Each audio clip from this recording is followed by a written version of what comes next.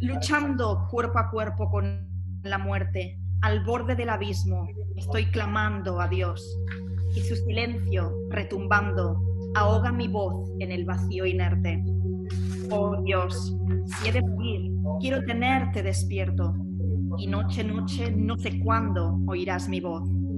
Oh Dios, estoy hablando solo, arañando sombras para verte. Alzo la mano y tú me la cercenas. Abro los ojos, me los sajas vivos. Sed tengo y sal se vuelven tus arenas. Esto es ser hombre, horror a manos llenas. Ser y no ser, eternos fugitivos, ángel con grandes alas de cadenas. So this is the second session of these Panhispanic Studies workshops that the Instituto Cervantes has very kindly organized. So all very welcome to this second session. As you know, obviously today we'll be talking about Blas de Otero and the Generación del 36. Blas de Otero is one of the main members of what has been known as the generation of 1936, la generación del 36. And if you've done a little bit of research on Blas de Otero, you can see how he looked. In there you can see his picture. He was born in Bilbao in 1916, so the world is immersed in the First World War at the time. Spain did not take part in the First World War, but it provided amazing opportunities for Spain actually to invest a lot of money in the metal industry, and Blas de Otero's family made a lot of money. His father made a lot of money investing in metals and the metal industry. So he enjoyed a very wealthy childhood. It didn't last long, this is a big spoiler, but his first years of childhood were a very privileged one. He was educated, he had someone looking after him, an institutriz that was French, that would teach him French. So they were very, very privileged. However, what happened in the 1920s with the major economic crisis, the same way that his family had made a lot of money, they were in complete financial ruin. So the family moved from Bilbao to Madrid. His father was a doctor. His grandfather had been a very famous military man, a captain in the Navy. So the family moved to Madrid to try to, do what they could with their financial situation, but it didn't help much. He had an older brother that started studying law, and this brother died when Blas de Otero was 13. Just 3 years later, Blas de Otero's father passed away, so when he was just 16, and he became basically the head of the family, and he was expected to study law as his deceased brother had done. So there was this expectation that he would continue the tradition, he would study law, he would take care of the family, he would provide for them. This is something that was very hard for him. As a teenager, Blas de Otero had always wanted to be a poet.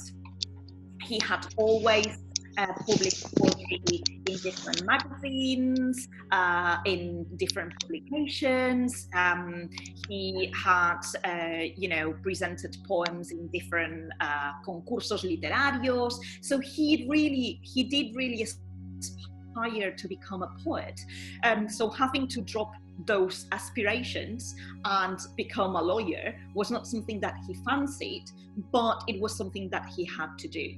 So just after his father died, they moved back to Bilbao, and he started studying law and basically providing for the family, pretending that everything was fine. So within his bourgeois environment, the family was pretending that absolutely everything was absolutely fine. So he published in el periódico El Pueblo Vasco just little poems that he had composed as a teenager. He won his first prize, El Centenario de Lope de Vega, so celebrating one of the centenaries. He just won an award, and for him that was a big recognition. And the Spanish Civil War in 1936 started when he had just finished his degree in law. And remember, this generation were direct actors of the Spanish Civil War, so they had to take part in it. In fact, Blas de Otero joined the Batallones Vascos, so the Republican side, but when Bilbao was conquered by the Francoist troops, he was sent to Levante. When the war is over, he starts working as a lawyer in a company, in a metal industry company. His first book, you don't have the picture there. I just added a few books there. His first book was Cántico Espiritual. I think I mentioned it yesterday, with clear references to San Juan de la Cruz. And in there we can start to see someone who, you know, is religious, but has some contradictions, that he's trying to make sense of these religious contradictions. He was very unhappy working as a lawyer in that company, and in 1943 he abandons his job as a lawyer and moves back to Madrid to study Filosofía y Letras, to study philosophy and letters, the degree. And in there, he meets and starts to be heavily influenced by Damaso Alonso and Vicente Alexandre, two of the members of the generation of 27 that had remained in Spain. The poor thing gets called back to Bilbao because one of his sisters is extremely ill, so he has to abandon everything, go back to Bilbao, and this for him is too much of a sacrifice. So he has a mental crisis. He spends time in a mental hospital. So it's not easy for him, let's say.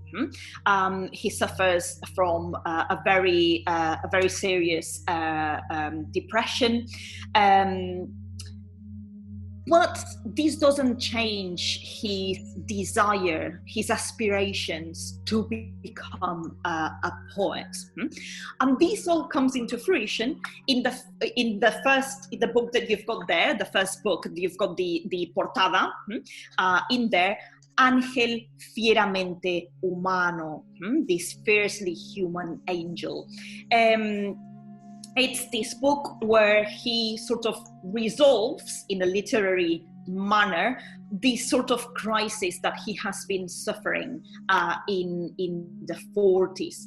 So in the middle of feeling completely alone and isolated, anguished, full of doubts, full of question, this is his answer, or maybe not his answer, but his ways of trying to find an answer to all this.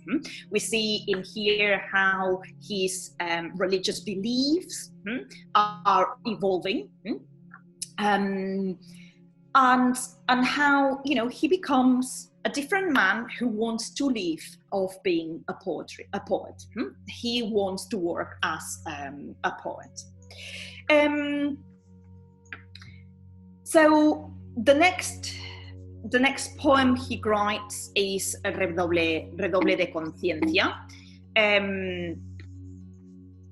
Maybe you can see them better in there. In 1951, this is the poem that he publishes. Then he publishes Pido la paz y la palabra, and then at the end of 1958, the first two books are reworked, okay, in this Ancia, yeah, which has the first two letters of Ángel Fieramente Humano and the last three ones of Redoble de Conciencia. But there is something crucial that happens between writing this existential poetry, yeah, of Ángel Fieramente Humano and Redoble de Conciencia, and Pido la paz y la palabra. And that is that in 1952, Blas de Otero makes one of the most relevant decisions of his life. For the first time ever, he leaves Spain. He leaves Spain and goes to Paris. And it's in Paris, I think I did mention it yesterday, that he becomes acquainted with communist poets, that he has access to new readings. He reads social poets. Basically, a new world opens up in front of him. So he now interprets life in a more Marxist way, if you want, and where he starts envisioning a society where everyone can sort of live in harmony, yeah, live in harmony, and where society can be based in fairness, where everyone is equal, where there is solidarity between individuals. So that's quite important for him. This is what gives his poetry the social twist, what separates Ancia, the reworking of Ángel Fieramente Humano and Redoble de Conciencia, into Pido la paz y la palabra. Look at the title, I ask for peace and the right to speak. Even the title sounds a lot more social. So in a way, with the social poetry, he finds the moral justification to write poetry. Yeah. So now poetry becomes the justification that he needs, because he finds this social aspect of it that entitles him to do what he wants. No guilty. Yes. And actually, when he comes back from Paris, he realizes that if he wants to write this social poetry that speaks to and for the Spanish population, he needs to know the Spanish population. And after coming back from Paris, he embarks on different trips around Spain, and talks to people and just meets people and just tries to find, what's worrying them, what is important for them. So this trip to Paris was absolutely life-changing for Blas de Otero and his poetry, because it allowed him to access new readings that otherwise wouldn't have been available to him, but also allowed him to realize what he needed to do to take his poetry a step further. And that was not being a poet in isolation, just worrying about his own problems, but getting out, talking to people and finding what the concerns of the population were. And that was absolutely crucial.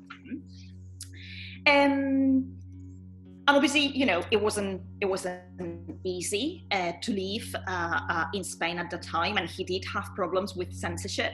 Funnily enough, Pido la paz y la palabra was more problematic for censorship than Ángel Fieramente Humano and Redoble de Conciencia, even though it was published later.